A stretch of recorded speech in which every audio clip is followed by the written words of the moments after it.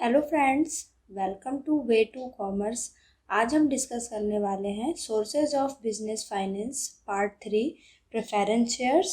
इस वीडियो में हमारा टॉपिक होगा concept, features, types, advantages and limitations of preference share. So start करते हैं। Concept of preference shares.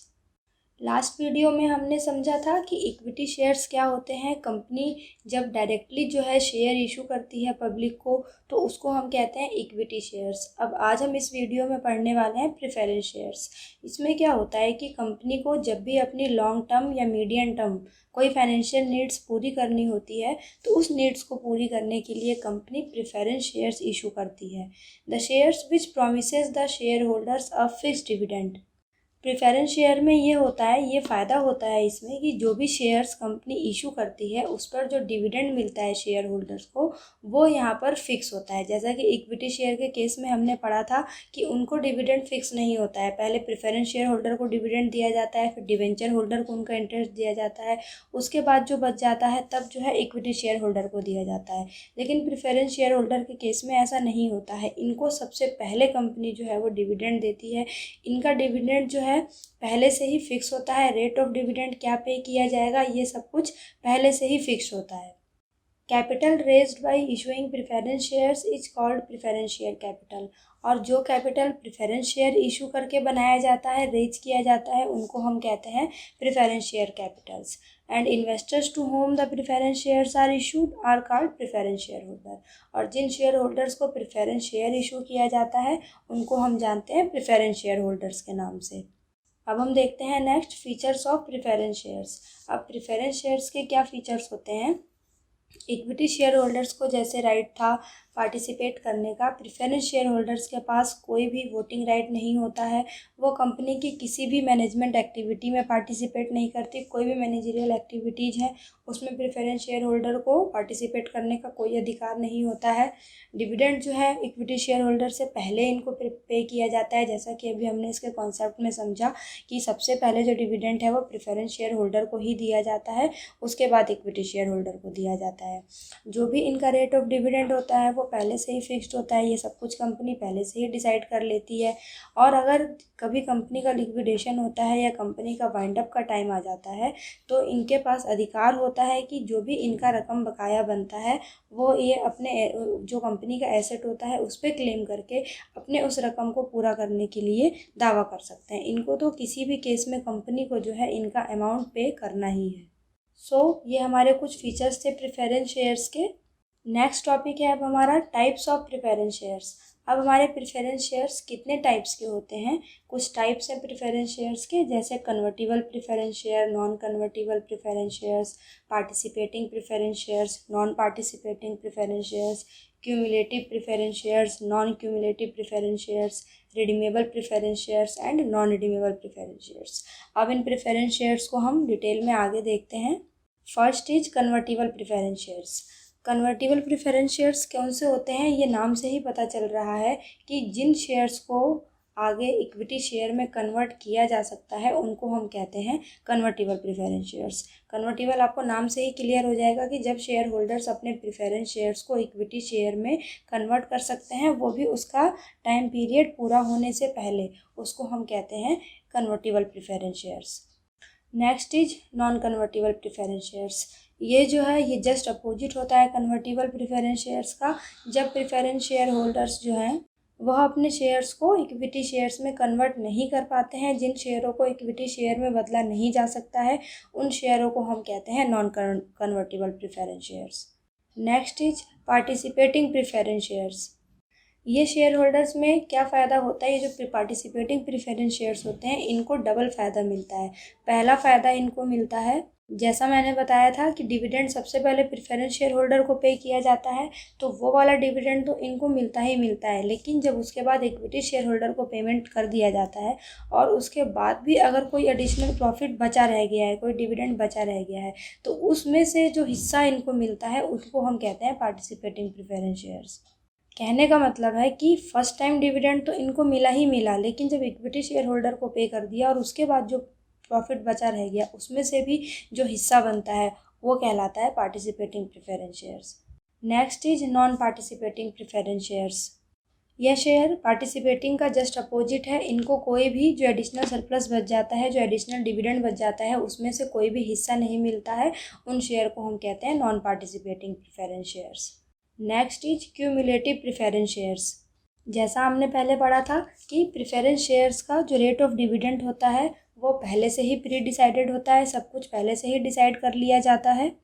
तो क्यूमुलेटिव प्रेफरेंस शेयर्स का फ़ायदा क्या होता है कि इनके केस में जैसे कंपनी चल रही है तो कंपनी को जब जब प्रॉफिट वो कमाती जाती है वो इसमें से डिविडेंड का हिस्सा प्रेफरेंस शेयर होल्डर को पे करती जाती है। पर अगर कभी ऐसा हो कि किसी साल कंपनी को कोई फ़ायदा ही ना हो, कोई प्रॉफिट ही कंपनी ने ना कमाया हो, तब इनके डिविडेंड का क्या होगा? तो उस केस में क्या होता है, जितना भी उनका डिविडेंड जो पेंडिंग रह जाता है वो सारा जमा होता चला जाता है और आगे जाके जिस भी साल में कंपनी को जो भी फ़ायदा कंपनी कमाती है तो ये सारा जोड़ के जो बकाया इनका डिविडेंड था वो सारा जोड़ के आगे जो है प्रेफरेंस शेयर होल्डर को पे कर दिया जाता है। तो इसीलिए इनको हम क्यूमुलेटिव प्रेफरेंस शेयर कहते हैं, क्योंकि इनके केस में अगर किसी साल कंपनी ने कोई प्रॉफिट अर्न नहीं किया है तो ऐसा नहीं है कि उस साल का डिविडेंड जो है वो प्रेफरेंस शेयर होल्डर को नहीं दिया जाएगा, बल्कि आगे जिस भी ईयर में कंपनी जो है प्रॉफिट अर्न कर लेगी तो पहले उनको पिछला सारा चुकाया जाएगा, उसके बाद उनको उस करंट ईयर का जो है वो डिविडेंड पे किया जाएगा। उसको हम कहते हैं cumulative preference shares. Next is non cumulative preference shares. यह भी जो है जस्ट क्यूमुलेटिव का अपोजिट होता है। उसमें क्या था कि अगर कंपनी प्रॉफिट नहीं कमाती है तो जब भी वो कमाएगी पिछला सारा चुका देगी, सारा डिविडेंड जो है वो पे कर देगी। पर नॉन क्यूमुलेटिव में क्या होता है, शेयर होल्डर को कोई भी पुराना जो अगर बकाया डिविडेंड है वो पे नहीं होता। जिस साल कंपनी ने प्रॉफिट नहीं कमाया तो प्रेफरेंस शेयर होल्डर को कोई भी जो है डिविडेंड नहीं दिया जाएगा, बस जिस साल प्रॉफिट जो है कंपनी अर्न करेगी उसी साल का डिविडेंड जो है वो शेयर होल्डर को पे करेगी। बस यही फ़र्क होता है क्यूमुलेटिव में और नॉन क्यूमुलेटिव प्रेफरेंस शेयर्स में। नॉन क्यूमुलेटिव में बस करंट ईयर का जो है वो प्रॉफिट दिया जाता है और क्यूमुलेटिव में जितना भी पिछला चला आ रहा है, जो भी पेंडिंग है, वो सारा जोड़ के पे किया जाता है। अब नेक्स्ट आता है रिडीमेबल प्रेफरेंस शेयर्स। ये वाले प्रेफरेंस शेयर्स वो शेयर्स होते हैं जिनको कंपनी रिडीम कर सकती है और जिनको रीपर्चेज कर सकती है एक टाइम पीरियड जो है वो ख़त्म होने के बाद। अपनी ही कंपनी का शेयर जो है कंपनी जो है वो रीपर्चेज कर सकती है, रिडीम कर सकती है, उसको हम कहते हैं redeemable preference shares. Next is non redeemable preference shares. ये रिडीमेबल का जस्ट अपोजिट होता है, वो वाले प्रेफरेंस शेयर जिसको कंपनी जो है दोबारा से रिडीम और रिपर्चेज नहीं कर सकती है जब तक कि कंपनी चलेगी ड्यूरिंग इट्स लाइफ टाइम, उनको हम कहते हैं non redeemable preference shares. Next topic is advantages of preference shares. अब प्रेफरेंस शेयर्स के हमारे फ़ायदे दो लोगों को पहुंचते हैं, एक शेयर होल्डर्स को इसका फ़ायदा होता है, एक कंपनी को इसका फ़ायदा होता है।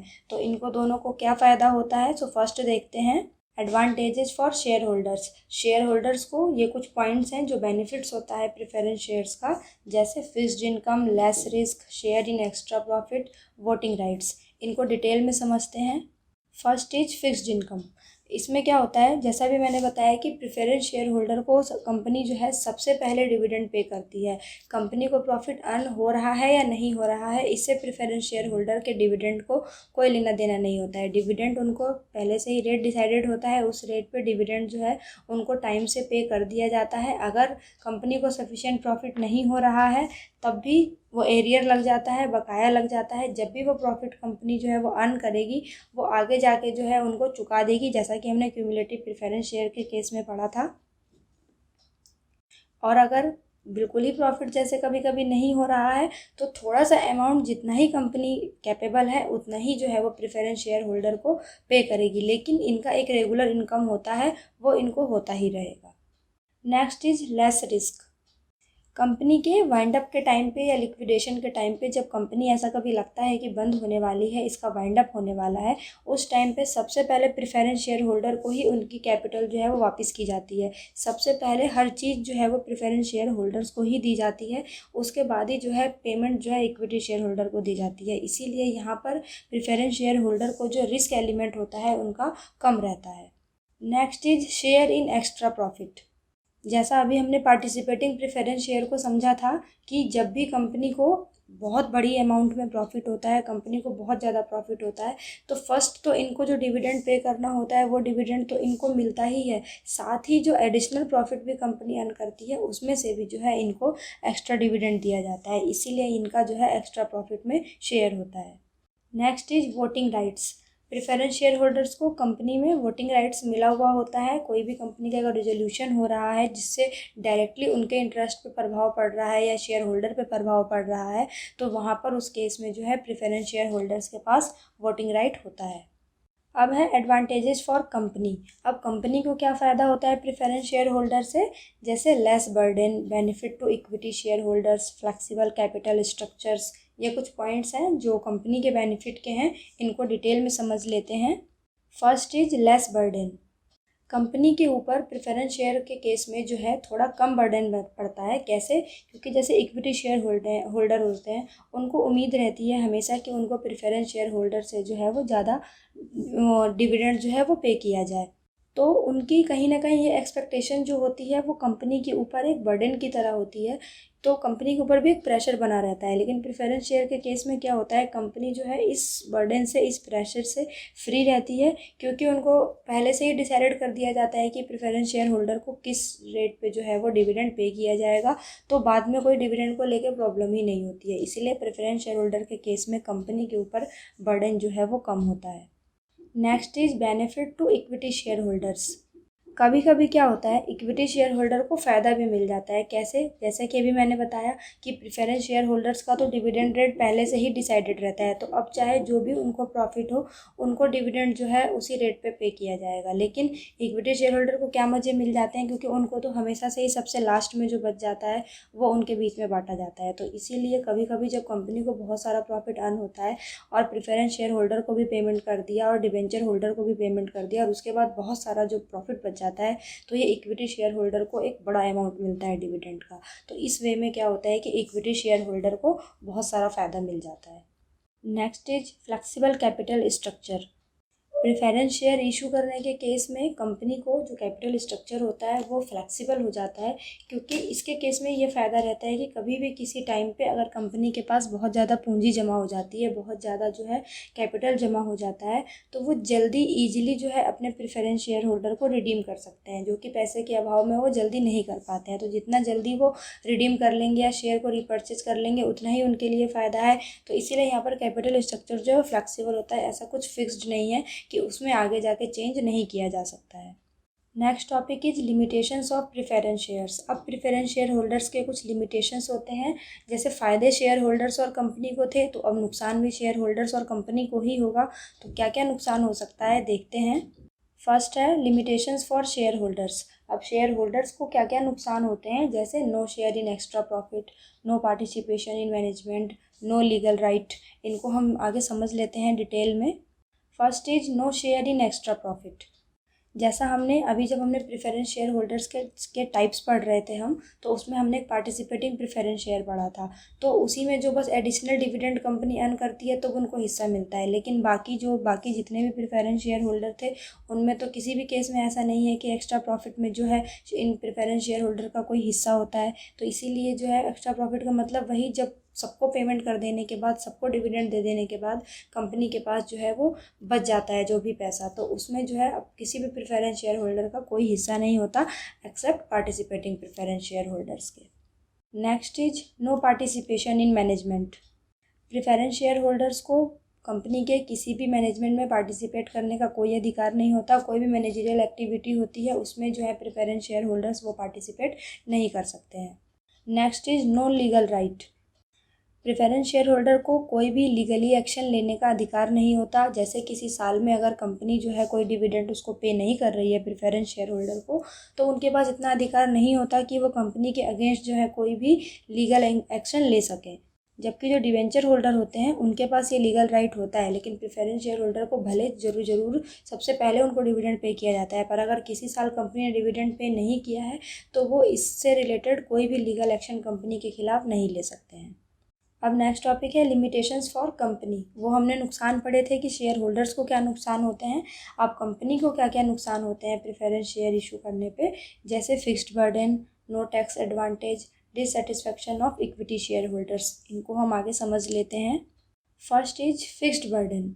जैसा मैंने बताया था कि कंपनी के ऊपर प्रेफरेंस शेयर होल्डर को डिविडेंड पे करने का बर्डन हमेशा बना रहता है। ये एक फिक्स्ड बर्डन होता है, क्योंकि कंपनी कोई भी प्रॉफिट अर्न करेगी या कोई भी काम करेगी, सबसे पहले उसको आंख बंद करके उस फिक्स्ड रेट पे जो डिटरमाइन किया गया है वो डिविडेंड प्रेफरेंस शेयर होल्डर को पे करना ही करना है। इसीलिए यह जो है कंपनी के लिए एक फिक्स्ड बर्डन होता है।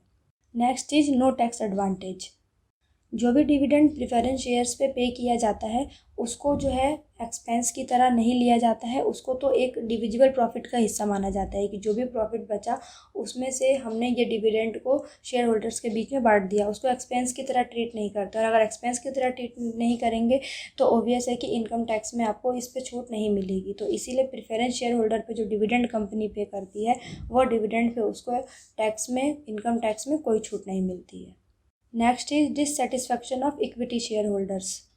प्रेफरेंस शेयर होल्डर्स को डिविडेंड पहले से ही डिसाइडेड होता है, उनको पहले पे कर दिया जाता है इक्विटी शेयर होल्डर से पहले। चाहे रिसेशन का टाइम हो, डिप्रेशन का टाइम हो, जब भी कंपनी प्रॉफिट अर्न करेगी, चाहे जितना ही प्रॉफिट अर्न करेगी, प्रेफरेंस शेयर होल्डर का हिस्सा सबसे पहले रेडी रखा रहता है। लेकिन इक्विटी शेयर होल्डर के साथ तो ऐसा नहीं होता है। उनके लिए तो ऑलवेज लास्ट वाली बात रहती है कि जो भी लास्ट में बचेगा वो इक्विटी शेयर होल्डर को दिया जाएगा।